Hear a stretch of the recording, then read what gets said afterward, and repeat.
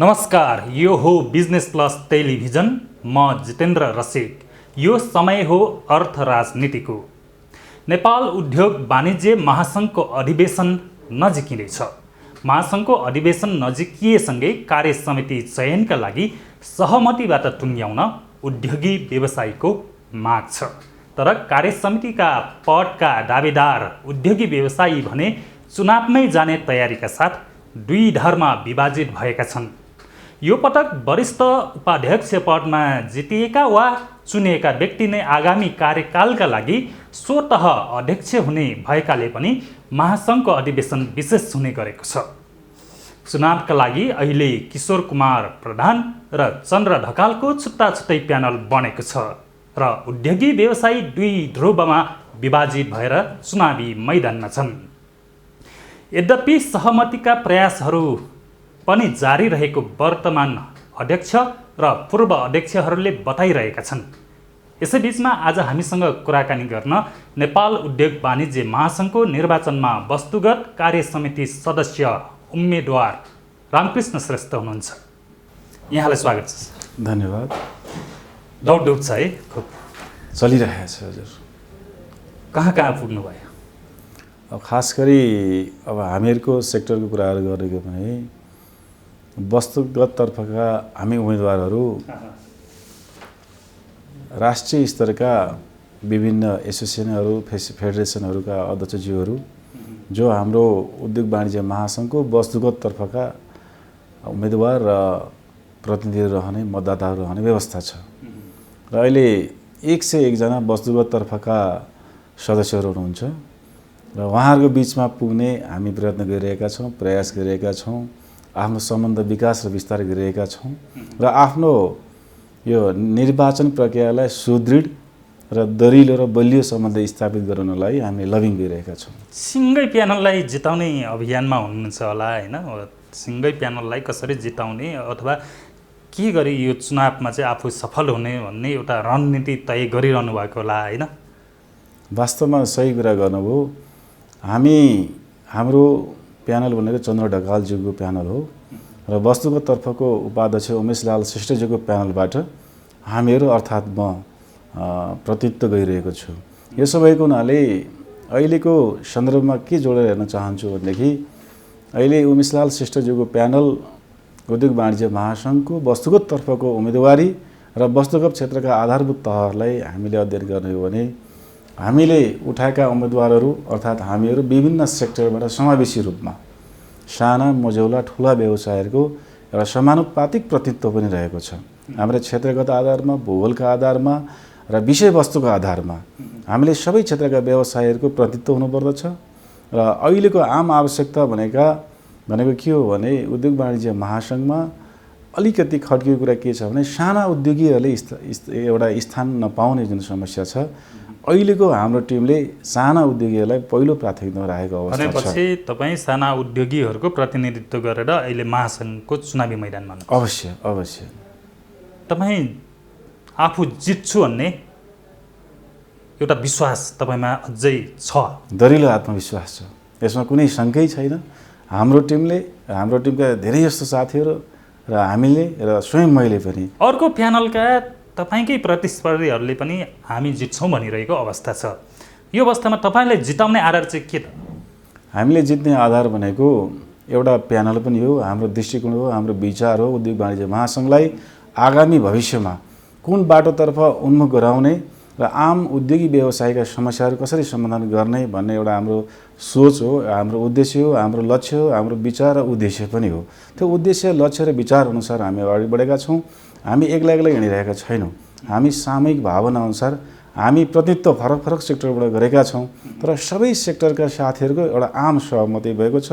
आम विचारलाई एउटा विचारमा हामीले रूपान्तरण गरेर हामी सफल भएका छौँ र एउटै विचार, एउटै लक्ष्य, एउटै गन्तव्य र एउटै उद्देश्यका साथ कसरी भन्न सकियो? अहिले त दुई धारमा विभाजित हुन्छ तपाईँहरू। एउटा उद्योग व्यवसायी भनेको विशुद्ध व्यवसायीहरूको एउटा सङ्गठन भनिन्छ, त्यो भित्र विशाल राजनीति भइरहेको छ भन्ने बाहिर तपाईँहरूलाई एक खालको ठुलो आरोप छ क्या? खासै गरी अब बाहिर एउटा चर्चामा आउनु राज्यको निजी क्षेत्रको सरकारको रूपमा यसलाई हेरिन्छ। र आम एउटा जनसमुदायले आम उद्योग र व्यावसायिक क्षेत्रहरूबाट त्यो रूपले हेर्नु त्यसलाई अस्वाभाविक रूपमा म लिन चाहन्न, त्यो स्वाभाविकै हो। तर विषयवस्तुलाई आधारित रहेर हामीले व्याख्या विश्लेषण गर्ने हो भने अहिले जसरी बाहिर राजनीतिकरण भयो कि भन्ने कुराहरू जुन बाहिर चर्चा परिचर्चा सतहमा भएको छ, त्यो भएको कुरा म विश्वास गर्न सक्दिनँ। त्यो अवस्था होइन, कदापि होइन। तपाईँले यो भनिरहँदा दुई प्यानलमा विभाजित भएर होइन यो पोलिटिक्स नै भइरहेछ महासङ्घमा, महासङ्घ पोलिटिक्स यो जुन राजनीति गर्ने थलो बन्यो भनेर तपाईँहरूकै महासङ्घमा आबद्ध अहिलेकै केही उम्मेदवारहरूले त त्यो पनि भनिरहेको अवस्था छ, बाहिरै खुलेरै भनिरहनु भएको छ। बुझाइ आआफ्नो हुन्छ। कुनै पनि सङ्घ संस्था चाहे सानो होस् चाहे मध्यम खालको होस् चाहे ठुलो होस्, कुनै न कुनै संस्थामा त्यहाँ हजारौँ व्यवसायीहरू आबद्ध हुनुहुन्छ। सयौँको सङ्ख्यामा उद्योग प्रतिष्ठानहरू त्यसको एउटा मेम्बर बन्नुभएको अवस्था छ। त्यसो भएको हुनाले स्वाभाविक रूपमा उद्योग वाणिज्य महासङ्घको विधानमा जुन व्यवस्था गरिएको छ, जुन व्यवस्थापन गरिएको छ, जुन रहेको छ, त्यस अनुरूप यसका निश्चित समयमा अधिवेशन हुने, निश्चित समयमा साधारण सभा हुने, निश्चित समयमा नयाँ नेतृत्व चयन गर्ने जुन एउटा प्रजातान्त्रिक प्रणालीको एउटा चाहिँ विकास भएको छ, जुनसुकै संस्थामा त्यो हुन आवश्यक छ। यो प्रजातान्त्रिक प्रणालीलाई हामीले आत्मसात गरेका हौँ। भनेपछि यो विभाजित भएर एक खालको चुनावी मैदानमा जानु नै यो प्रजातान्त्रिक प्रणाली हो भन्ने मान्यता तपाईँ? यो विश्व प्रजातान्त्रिक आन्दोलनमा हामीले हेर्ने हो भने चाहे यो व्यावसायिक क्षेत्र औद्योगिक क्षेत्र मात्रै होइन, सामाजिक र राजनीतिक क्षेत्रमा हेर्नुहुन्छ भने हरेक निश्चित समय अवधिमा निर्वाचन हुनुपर्छ र त्यसले नयाँ नेतृत्व प्रदान गर्नुपर्छ। यो स्वाभाविक प्रक्रिया हो। प्रतिस्पर्धात्मक हुनुपर्छ भन्ने मान्यता हो। अवश्य। भनेपछि यो निर्वाचन निकै प्रतिस्पर्धात्मक रूपमा होइन यो मैदानमा उत्रने छ। निर्वाचनमा अहिलेका जुन यो उम्मेदवार दर्ता गरिरहेका वरिष्ठ उपाध्यक्षदेखि एउटा वस्तुगत सदस्यसम्म भनौँ न, होइन? अवश्य पनि म के अनुरोध गर्न चाहन्छु भने अघि मैले यहाँ समक्ष कुरा राखेँ, हरेक सङ्घ संस्थाहरूको निश्चित समयावधि भएपछि विधान सम्मत रूपमा अधिवेशन हुनुपर्छ, साधारण सभा हुन्छ, निर्वाचन हुनुपर्छ। निर्वाचन भनिसकेपछि प्रजातान्त्रिक एउटा पद्धति र प्रक्रिया अनुसार पक्ष र विपक्ष देखिनु कुनै अस्वाभाविक प्रक्रिया होइन। त्यो स्वाभाविक हो। यो आम एउटा सैद्धान्तिक रूपमा हामीले बुझ्नु जरुरी छ र संस्थागत रूपमा बुझ्नु पनि जरुरी छ। त्यसो भएको हुनाले यो निर्वाचन एउटा स्वाभाविक प्रक्रिया हो, पद्धति हो, विधि पनि हो र यसलाई हामीले आत्मसात गरेका छौँ। र निर्वाचनमा नेतृत्व दुई पक्ष हुनु कुनै अस्वाभाविक होइन। यसले त संस्थालाई बलियो बनाउँछ। प्रतिस्पर्धाबाट आएको नेतृत्व खारिएको हुन्छ र प्रतिस्पर्धाबाट आएको नेतृत्वले केही गर्नुपर्छ भने लक्ष्य निर्धारण गरेको हुन्छ। दृढ अठोट र आत्मविश्वासका साथ नेतृत्वले जिम्मेवारी वहन गर्नुपर्छ र त्यो जिम्मेवारी वहन गर्नु भनेको निर्वाचित भइसकेपछि निर्वाचित भएको नेतृत्वले जुन आम व्यावसायिक क्षेत्रका सदस्यहरूको बिचमा जुन प्रतिबद्धता जाहेर गरेको छ, त्यो प्रतिबद्धता अनुसार आफूले दृढ अठोटका साथ उठाएका विषयवस्तुहरू, एजेन्डाहरू, समस्याहरू, आवश्यकताहरू र आम व्यवसायिक भावनाहरूलाई कति सम्बोधन गरेर सफल हुनुभयो भने त अर्को निर्वाचनमा त्यसको समीक्षा हुन्छ, मूल्याङ्कन हुन्छ। त्यही मूल्याङ्कनको समीक्षाको आधारमा तपाईँले यसो भनिरहँदा कस्तो देखिन्छ भने विगतमा पनि होइन निर्वाचनमा हो बिन्दा एक खालको एजेन्डा लिएर आउने, होइन महासङ्घलाई निकै सुन्दर बनाउने सपना देखाउने, अनि आफू जुन पोस्टमा पुगिसकेपछि त्यो सबै भुल्यो भन्ने व्यवसायीहरूको आरोप छ क्या? त्यो कुरामा केही सत्यता छ। त्यसो भएको हुनाले म आफ्नो तर्फबाट म के अनुरोध गर्न चाहन्छु भने हामीले जुन जिम्मेवारी वहन गर्ने प्राप्त गरेका छौँ त्यो जिम्मेवारीलाई इमान्दारितापूर्वक पुरा गर्नुपर्छ। यो संस्थामा समय दिन सक्नुपर्छ। यो संस्थामा लागेपछि त्याग गर्न सक्नुपर्छ। यो संस्थामा लागेपछि आफूले समय पर्याप्त रूपमा दिएर व्यवसायका समस्याहरू हल गर्नको लागि राज्य तहसम्म पहल कदमी गर्नुपर्छ र समस्या समाधानको लागि उस्तै परे आन्दोलन पनि गर्न सक्नुपर्छ। तपाईँ एक खालको यो नेपाल कपडा सिलाइ उद्योग व्यवसायी महासङ्घको अध्यक्ष पनि हुन्छ। त्यो नाताले तपाईँले चाहिँ यो महासङ्घमा के कस्ता कमजोरीहरू देख्नु भएको छ र उसले सुधार्नुपर्ने पक्षहरू के छन्? कमजोरी त्यस्तो धेरै त म भन्न सक्दिनँ। महासङ्घलाई सबल, सक्षम र प्रभावकारी बनाउनु पर्छ यो कुरा हो। र महासङ्घको अस्तित्व राष्ट्रिय रूपमा र अन्तर्राष्ट्रिय रूपमा भनेपछि विगतमा सबल भएन भन्न खोज्नुभयो? नभएको होइन, भएको म त्यो भन्न चाहन्न। विगतमा पनि धेरै राम्रा कामहरू भएका छन्।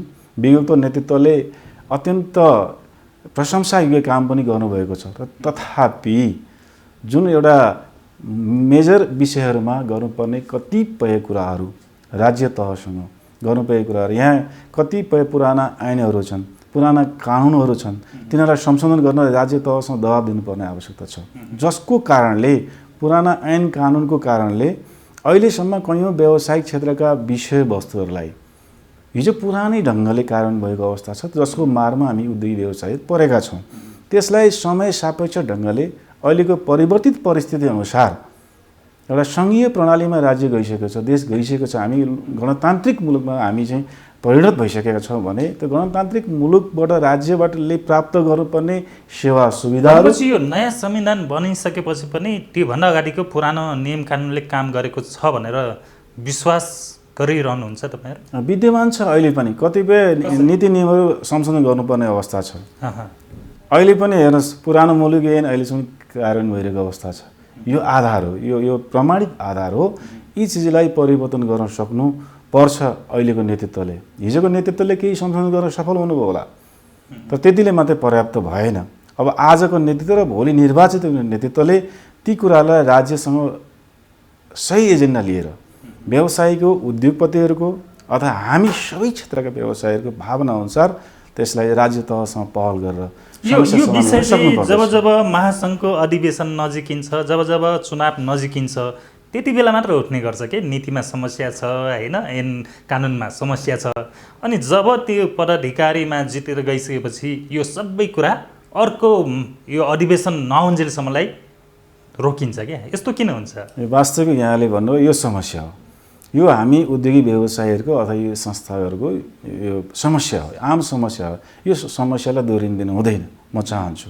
म त्यही भावना अनुसार यो महासङ्घको निर्वाचनमा म कपडा तथा सिलाइ व्यवसायी महासङ्घको तर्फबाट समग्र यो देशका सम्पूर्ण कपडा व्यवसायीहरूको समस्या आवश्यकतालाई ठोस रूपमा पहिचान गरेर र अन्य क्षेत्रका उद्योगी व्यवसायीहरूको पनि समस्या र आवश्यकतालाई पहिचान गरेर सुदृढ रूपमा, नीतिगत रूपमा, विधिवत रूपमा, नियमगत रूपमा समस्या समाधान गर्नुपर्दछ र पुराना कमी कमजोरीलाई सच्याएर जाने र पुराना भएका राम्रा कामहरूबाट शिक्षा प्राप्त गर्ने र त्यसलाई अनुसरण गरेर जाने, त्यसलाई सम्पत्तिको रूपमा ग्रहण गरेर आगामी दिनमा उद्योग वाणिज्य महासङ्घ राष्ट्रिय र अन्तर्राष्ट्रिय रूपमा प्रतिष्ठित संस्थाको रूपमा अगाडि बढ्नु पर्दछ र बढाउन सकिन्छ भन्ने मान्यताका साथ हामी सामूहिक रूपमा एउटा सहभागी भएर हामी निर्वाचनमा अगाडि बढेका छौँ।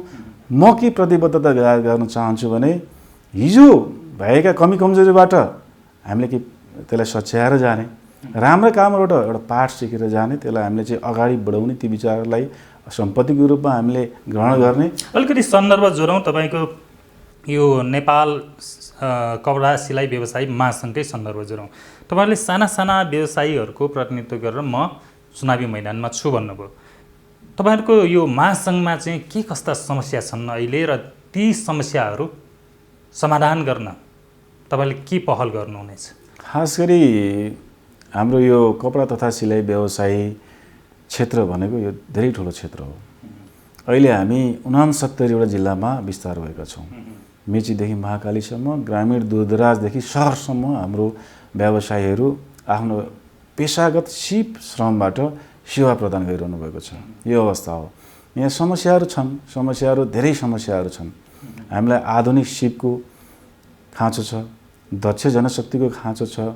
आधुनिक रूपमा विदेशमा कैयौँ मेसिनरी औजारहरू विकसित रूपमा त्यो ढङ्गले वस्तुहरू उत्पादन गरिरहनु भएको छ। त्यो खालको एउटा हामीलाई मेसिनरीको आवश्यकता छ, त्यो हामीले उपयोग गर्न पाएका छैनौँ, स्वदेशमा भित्राउन पाएका छैनौँ। प्रविधि मैत्री हुन सकेको छैन नेपालको व्यवसाय, कपडा सिलाइ व्यवसाय छैन। र त्यो आवश्यकता छ, त्यो आवश्यकता परिपूर्ति गर्नुपर्ने अहिलेको वर्तमान समस्या हो। त्यो समस्या हल गरिनु पर्दछ नै हाम्रो लक्ष्य र उद्देश्य छ। र यसै बिचमा यहाँले कुरो उठाउनु भएको छ, यस बिचमा कपडा तथा सिलाइ व्यवसायहरूको एउटा गम्भीर समस्या थियो।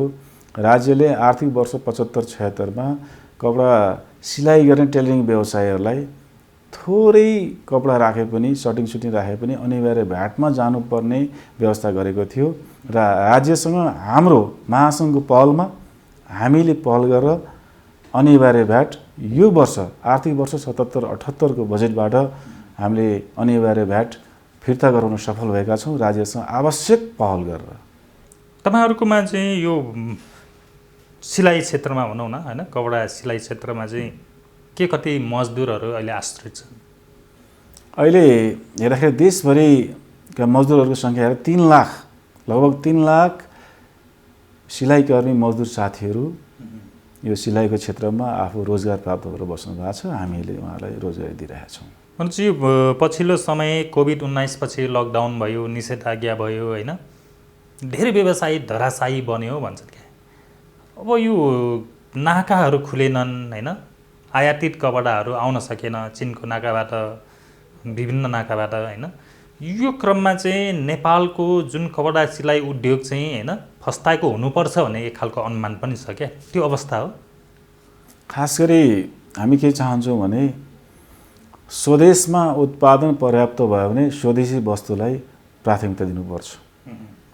जुन अहिले केही स्वदेशी उत्पादन हाम्रो कपडा उत्पादनहरूले के स्थान पाएको अवस्था छ। किनभने यहाँले भन्नुभएको जस्तै बाहिरबाट कपडा आयात गर्नको लागि समस्या सिर्जना भयो, बोर्डरहरू सिल छन्, पर्याप्त रूपमा हामीले कपडा आयात गर्न सकेका छैनौँ र स्वदेशी कपडा उद्योगहरूले अहिले के बजार पाउनुको अवस्था छ। अत्यन्तै राम्रो पक्ष, सुन्दर पक्ष हो। स्वदेशी उत्पादनलाई, स्वदेशी वस्तुको प्रयोग र स्वदेशी उत्पादन, अझ हामी त एउटा के जोडिएका छौँ भन्नुहुन्छ भने हरेक मानव समुदायलाई आवश्यक पर्ने कपडाहरू हामी परिपूर्ति गर्छौँ। हामीसँग सबै स्वदेशमै उत्पादित सामग्री छैन, कच्चा पदार्थ बाहिरबाट आउने होला हैन, नेपालमा उत्पादन हुने यो कपडा होस् या सिलाइ हैन व्यवसायमालाई आवश्यक कच्चा पदार्थ बाहिरबाट आउने होला, बाहिरबाट यहीँबाट उत्पादन हुन्छ? धेरै बाहिरबाट आउँछ, धेरै हाम्रो कपडाहरू भयो र त्यसलाई हामीलाई सिलाइ गर्नुपर्ने जुन कपडा सिलाइ गरेर चाहिने यो सिलाइ नेपाली सिलाइमा चाहिँ हामीले धेरै जसो सामान हैन 3 टेब्बर भनौँ न, टेब्बर रुपैयाँ तिरेर पनि विदेशी सामान खरिद गर्ने प्रचलन छ। त्यही सामान नेपाली सामान चाहिँ तपाईको फिनिसिङ नहुने, त्यसकारण पनि चल्न सकेको अवस्था छैन, बलियो राम्रो भए पनि भनेको अवस्था छ।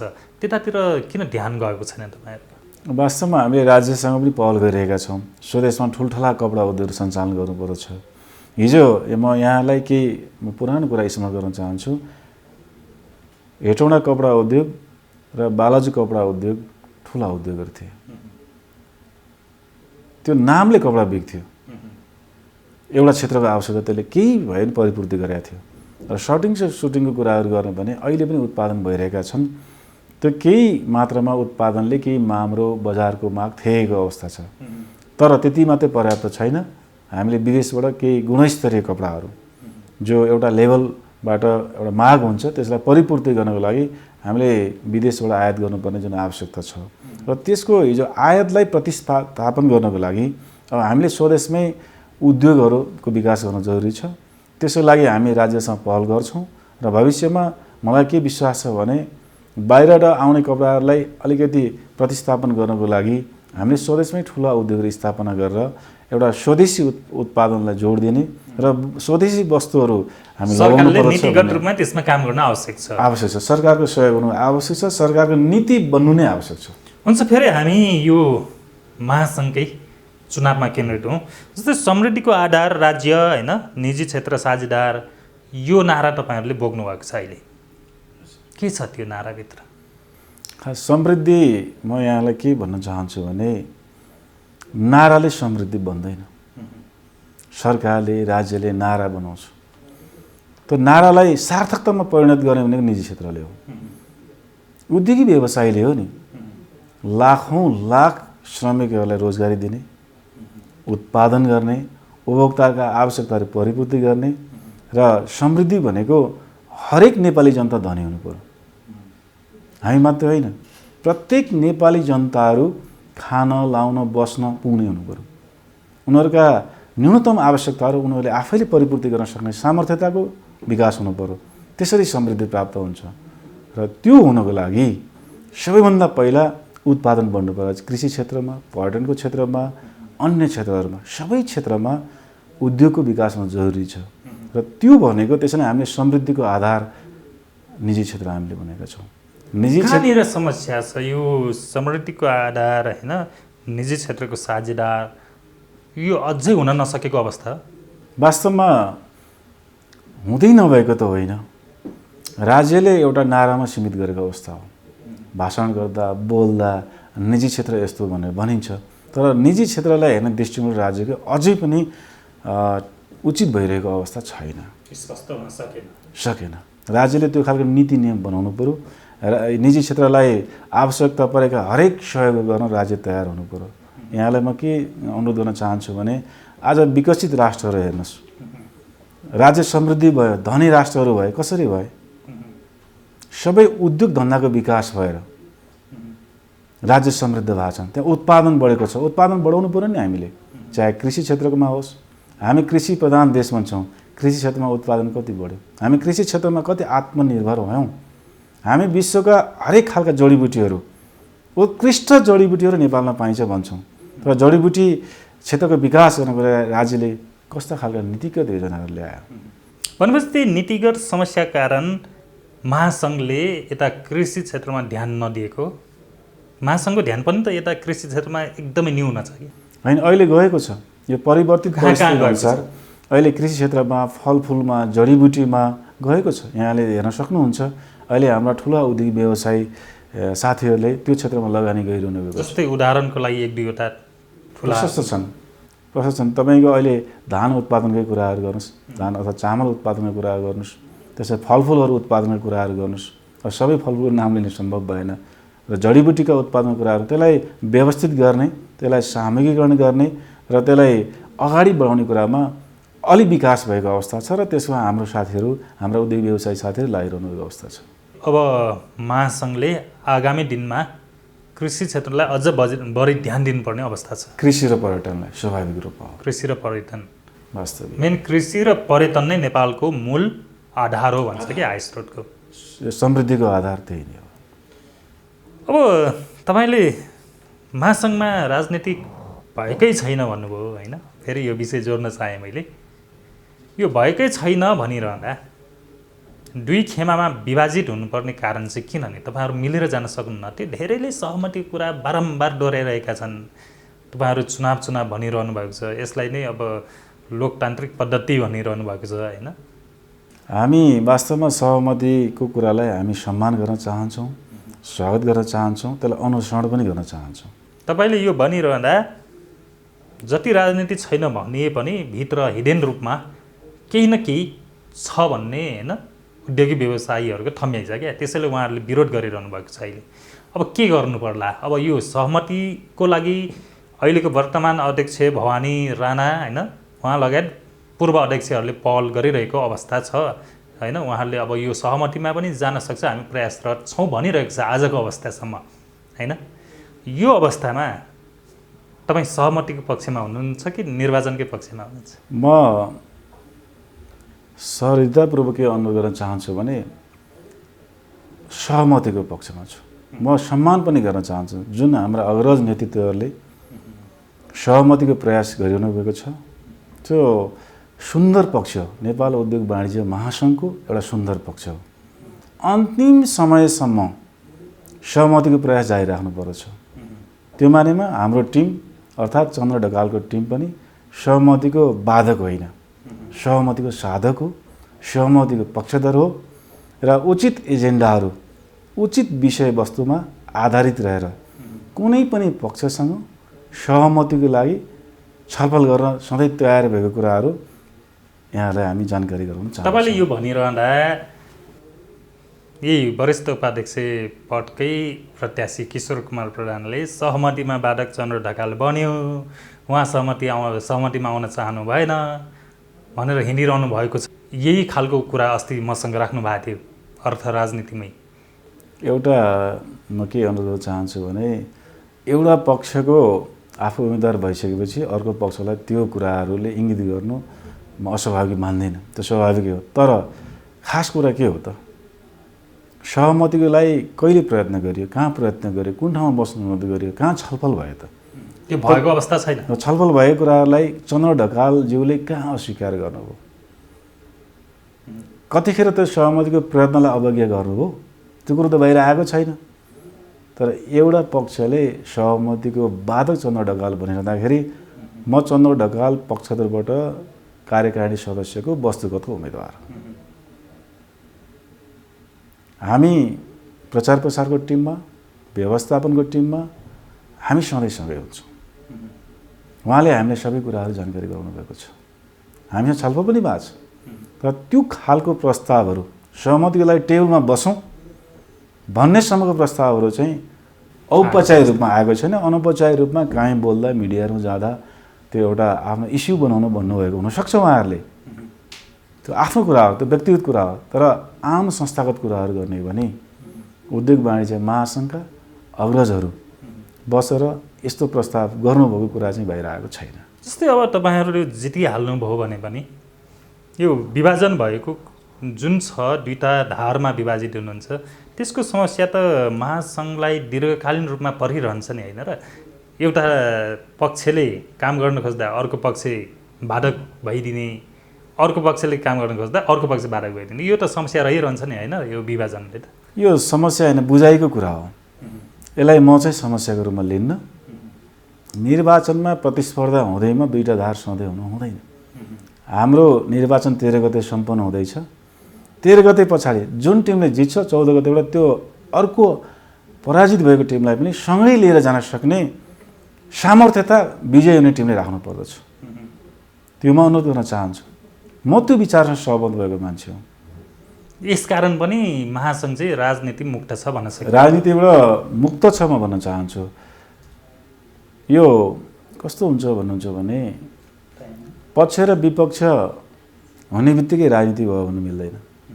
भनेपछि अब कसरी जाने? सहमतिको कुरा पनि चलिरहेको छ, होइन? चुनाव पनि नजिक आइसक्यो। तपाईँले मनन गरिरहँदाखेरि अब निर्वाचन पक्कै हुन्छ वा सहमति? दुईटै विकल्प खुला छ। अब सहमति भयो भने निर्वाचन हुँदैन, त्यो स्वाभाविक कुरा हो। सहमति भएन भने सबैको उम्मेदवार आफ्नो तयार छन्, उम्मेदवारहरू लगाइरहनु भएको छ, निर्वाचन हुन्छ। निर्वाचनले एउटा ठोस परिणाम ल्याउँछ। यो खालको यो उठिरहने कुरा के, जस्तै वरिष्ठ उपाध्यक्ष पदको लागि चाहिँ निर्वाचन हुने, चुनाव हुने, अध्यक्ष पदको लागि चाहिँ वरिष्ठ उपाध्यक्ष जितेपछि, होइन, स्वतः अर्को कालको लागि अध्यक्ष हुन पाउने, यो प्रणाली गलत भयो भने धेरैले भनिरहेको छन्। यो सही हो या गलत? सबैको आफ्नो विचार हुन्छ। यो विगतको लामो समयको इतिहासलाई हेरेर हाम्रो अग्रजहरूले तपाईँले लोकतान्त्रिक प्रणालीको कुरा गर्नुभयो नि अघि। अब निर्वाचनमै जानुपर्छ भने त अध्यक्षको पद पनि सिधै खुल्ला निर्वाचनमै लगेको भए के हुन्थ्यो? यो प्रयोग भइरहेछ जस्तो मलाई लाग्छ। विगतमा लामो समयको कार्यकाल हेर्दाखेरि अध्यक्ष समेत निर्वाचन हुन्थ्यो। अहिले हेर्ने भने एक कार्यकाल त भएको छ, वरिष्ठ उपाध्यक्ष स्वतः उपाध्यक्ष भयो, एक कार्यकाल भएको छ। यस्तो नीति चाहिँ किन अवलम्बन गरेको महासङ्घले? एउटा प्रयोग भयो क्या, कुनै पनि चिज कहीँ विश्वमा प्रयोग भएको हामीहरू देख्छौँ नि। यो उद्योग वाणिज्य महासङ्घको इतिहासमा यो प्रयोग भएको छ। यसले अन्ततः यस्ता परिणामहरू सबल सक्षम देखिन्छन् कि निर्बल र दुर्बल देखिन्छन्, भोलि भविष्यले देखाउँछ। अहिले नै हामीले भन्न सक्ने स्थिति छैन। तर के चाहिँ हो भन्नुहुन्छ भने स्वतः अध्यक्ष हुने व्यक्ति, वरिष्ठ उपाध्यक्षमा रहेको व्यक्ति स्वतः अध्यक्ष हुने भइसकेपछि स्वतः अध्यक्ष हुने व्यक्तिले एउटा सर्वमान्य अध्यक्ष, सबैको सम्मान गर्ने प्राप्त व्यक्ति हो, सबैको अभिभावक बनिदिनुपर्छ। त्यसो हुँदाखेरि यी सबै कुराहरू सहज देखिन्छन्। यो राम्रो पक्ष, यसमा सुन्दर पक्ष देखिन्छ। त्यसो नहुँदाखेरि अलिकति सुन्दर पक्ष त यसकारण पनि देखियो कि पहिलो कार्यकाल काम गरिसकेपछि त्यसका अधुरा कामहरू अर्को कार्यकालमा गर्न पाइयो, होइन? यसकारण पनि यो वरिष्ठ उपाध्यक्ष पद जितेपछि अध्यक्ष हुने प्रणाली ठिक छ भन्ने मान्यता त्यही देखिन्छ। तपाईँलाई चाहिँ किन जिताउने? उद्योग व्यवसायले किन जिताइरहन किन आवश्यक छ? खास गरी म के अनुरोध गर्न चाहन्छु भने अहिले मेरो कुरा गरिरहँदाखेरि नेपालमा कपडा तथा सिलाइ व्यवसायको इतिहासदेखि वर्तमानसम्म हेर्ने हो भने पहिलो पटक मैले यो कपडा क्षेत्रको, सिलाइ क्षेत्रको प्रतिनिधित्व गरिरहेको छु। हाम्रो क्षेत्रले उद्योग वाणिज्य महासङ्घमा प्रतिनिधित्व गर्न पाएको छैन। र यसो भएको हुनाले यो क्षेत्रका समस्याहरू, यो क्षेत्रमा रहेका जटिलताहरूलाई एक त राज्यसँग सम्बन्ध गर्न सक्नु पर्यो, त्यो एउटा आवश्यकता छ। अर्को कुराहरू यी विविध सेक्टरका, विविध क्षेत्रका समस्याहरू छन्, त्यो समस्या हल गराउनको लागि मैले सबै व्यवसायी उद्योगपति साथीहरूसँग हाम्रा अग्रजहरूसँग समन्वय गरेर उहाँहरूसँग केही कुराहरू सिकेर उद्योग वाणिज्य महासङ्घलाई सबल, सक्षम र गतिशील बनाउनको लागि म केन्द्रीय सदस्य भए पनि एउटा राम्रो नेतृत्व प्रदान गरेर उद्योग वाणिज्य महासङ्घलाई अझ उच्च स्थानमा पुर्याउनलाई मैले भूमिका खेल्न सक्छु। म त्यही भनेर साथीहरूसँग, सबै साथीहरूसँग म अनुरोध गर्न चाहन्छु। यसो भएको हुनाले मैले उद्योग वाणिज्य महासङ्घमा जित्नु पर्दछ भन्ने मेरो अनुरोध हो। भनेपछि तपाईँको विपरीत प्यानलका साथीहरूलाई चाहिँ के भन्नुहुन्छ? म उहाँहरूलाई पनि यही भन्न चाहन्छु कि म एउटा निश्चित भूमिका निर्वाह गर्नको लागि म एउटा सेक्टरबाट आएँ। म सर्भिस सेक्टरबाट आएको छु। तर यो सेक्टरलाई छुटाउनु हुँदैन। हामीले केन्द्रीय सदस्य वस्तुगतमा 14 जना छौँ। 14वटा सेक्टरबाट समावेशी रूपमा हामी नेतृत्व चयन भयौँ भने 14वटै क्षेत्रका समस्याहरू एकीकृत गर्न सक्ने भयौँ र त्यो एकीकृत गरेर कुन तहमा यो समस्या हल गर्नको लागि हामी अगाडि बढ्नुपर्ने, त्यो सहज भयो नि त। सबै एउटै क्षेत्रका साथीहरू निर्वाचित हुनु हो भने अर्को क्षेत्र त छुट्ने भयो नि त। समावेशिता र समानुपातिकता भनेको त्यही हो। अहिलेको यो प्रजातान्त्रिक प्रणालीमा त्यो नीतिलाई अमल गर्न सकियो भने उद्योग वाणिज्य महासङ्घ सबल हुन्छ, उद्योग वाणिज्य महासङ्घ बलियो हुन्छ र गतिशील हुन्छ र समय सापेक्षित हुन्छ र आम व्यवसायीका भावनाहरूलाई त्यहाँ प्रतिबिम्बित भएको हामीले हेर्न पाउँछौँ। यसो भएको हुनाले म एउटा सेक्टरबाट प्रतिनिधित्व गरेको छु। म विपक्षी साथीहरूलाई म अनुरोध चाहन्छु, कपडा तथा सिलाइ व्यवसाय क्षेत्रबाट प्रतिनिधित्व गरेको मेरो उम्मेदवारी हो। मैले उम्मेदवारी दिएको छु सर्भिस सेक्टरबाट। यसो भएको हुनाले नै मलाई जिताउनको लागि साथीहरूले अवश्य सहयोग गर्नुहुनेछ भने म पूर्ण विश्वास छु। हस्, जित हासिल गर्नुहोस्। शुभकामना। स्टुडियोसम्म आएर तपाईँले समय दिनुभयो, विशेष धन्यवाद। धन्यवाद यहाँलाई पनि। हस्, धन्यवाद। आजको अर्थ राजनीतिमा नेपाल उद्योग वाणिज्य महासङ्घको अधिवेशनमा केन्द्रित रहेर वस्तुगत कार्य समिति सदस्य उम्मेदवार रामकृष्ण श्रेष्ठसँग कुराकानी गऱ्यौँ। म जितेन्द्र रसिक बिदा हुन्छु। Business plus, business first. नमस्कार।